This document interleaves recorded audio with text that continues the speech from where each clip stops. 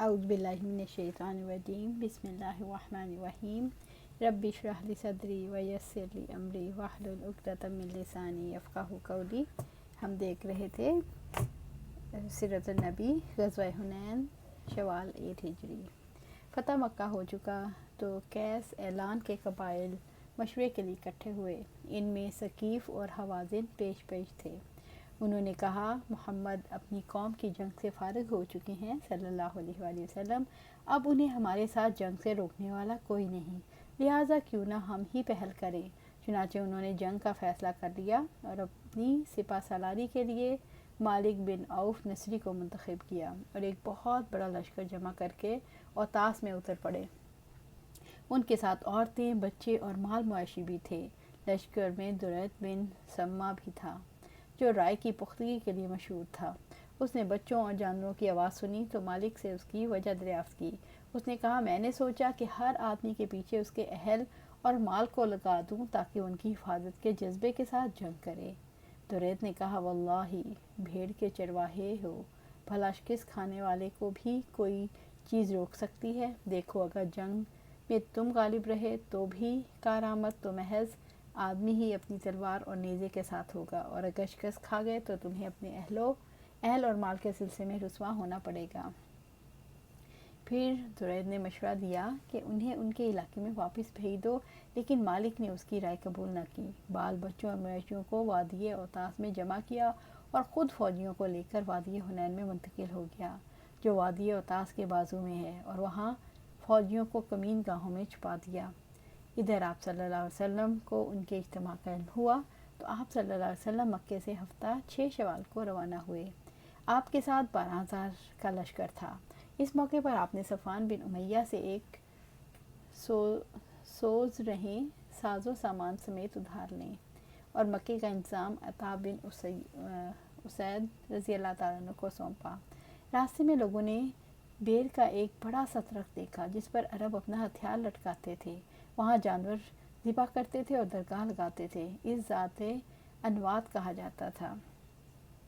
بعض لوگوں نے آپ صلی اللہ علیہ وسلم سے کہا، ہمارے لیے بھی ذات انوات بنا دیجیے جیسے ان کے لیے ذات انوات ہے۔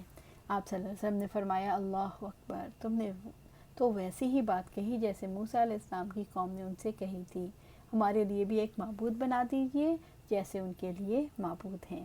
اور موسیٰ علیہ السلام نے جواب میں کہا تھا، تم لوگ جہالت کی بات کر رہے ہو۔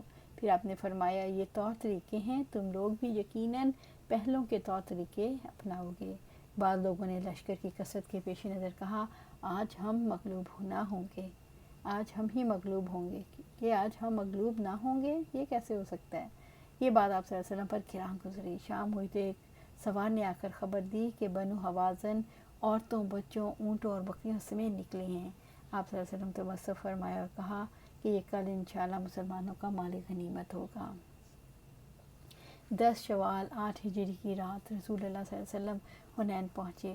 وادی میں داخل ہونے سے پہلے سحر کے وقت لشکر کو مرتب فرمایا۔ مہاجرین کا پرچم حضرت علی بن ابو طالب رضی اللہ تعالیٰ عنہ کو دیا، اوس کا پرچم اسید بن حضیر رضی اللہ تعالیٰ عنہ کو، اور خزرج کا پرچم حباب بن منذر رضی اللہ تعالیٰ عنہ کو، اور کچھ دوسرے پرچم دوسرے قبائل کو دیے۔ 2 زرہیں پہنی، سر اور چہرے پر خط لگائی۔ اس کے بعد ہراول دستے نے وادی میں اترنا شروع کیا۔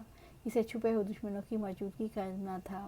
ابھی وہ اتر ہی رہا تھا کہ اچانک دشمن نے ٹڈی دل کی طرح تیروں کی بارش کر دی، پھر وہ فرد واحد کی طرح ٹوٹ پڑا۔ اس اچانک حملے سے ہراول دستے میں اضطراب پھیل گیا اور اس میں موجود مسلمانوں کے پاؤں اکھڑ گئے۔ جو لوگ پیچھے تھے وہ بھی انہی کے ساتھ ہو لیے اور یوں شکست ہو گئی۔ اس صورتحال سے بعض مشرکین اور بعض نو مسلم خوش ہو گئے۔ ابو سفیان نے کہا، اب ان کی بھگدڑ سمندر سے پہلے نہ رکے گی، اور صفوان کے ایک بھائی نے کہا، آج جادو باطل ہو گیا، اور اس کے ایک اور بھائی نے کہا، محمد صلی اللہ علیہ وسلم اور اس کے ساتھیوں کی شکست کی خوشخبری سن لو، اب یہ اس کو کبھی نہیں جوڑ سکتے۔ مگر اس پر مشرک صفوان اور نو مسلم اکرمہ بن ابو جہل بگڑ گئے اور دونوں کو ڈانٹ پلائی۔ جہاں تک آپ صلی اللہ علیہ وسلم کا تعلق ہے، نہ تو وہ صرف یہ کہ آپ تھوڑے سے انصار اور مہاجرین کی معیت میں ثابت قدم رہے، بلکہ آپ دشمن کی طرف بڑھنے کے لیے خچر کو ایڑ لگاتے اور فرماتے جا رہے تھے، میں نبی ہوں، جھوٹا نہیں، میں عبد المطلب کا بیٹا ہوں۔ ابو سفیان بن حارث رضی اللہ تعالیٰ عنہ نے آپ کے خچر کی لگام پکڑ رکھی تھی۔ حضرت عباس رضی اللہ تعالیٰ عنہ نے رکاب تھام رکھی تھی تاکہ دشمن کی طرف تیزی سے نہ جائیں۔ چنانچہ آپ صلی اللہ علیہ وسلم خچر سے اتر گئے اور اپنی رب سے دعا کی اور مدد مانگی، اور حضرت عباس کو، جن کی آواز خاصی بلند تھی، حکم دیا آپ صحابہ کو پکاریں۔ حضرت عباس رضی اللہ تعالیٰ نے پکارا، اپنی آواز سے وادی بھر دی، اے درخت والو، بیت رضوان والو، کہاں ہو؟ یہ سن کر وہ اس طرح مڑے جیسے گائے اپنے بچوں کی طرف مڑتی ہے۔ وہ کہہ رہے تھے، ہاں ہاں، آئے آئے۔ اس طرح جب 100 آدمی جمع ہو گئے تو آپ صلی اللہ علیہ وسلم نے دشمن کا سامنا کیا اور لڑائی شروع کر دی۔ اس کے بعد انصار کی پکار شروع ہوئی، پھر بنو الحارث بنو خزرہ میں محدود ہو گئی۔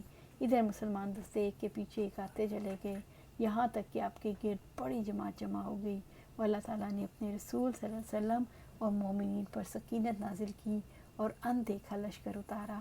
چنانچہ مسلمانوں نے پلٹ کر حملہ کیا اور دھواں دھار جنگ شروع ہو گئی۔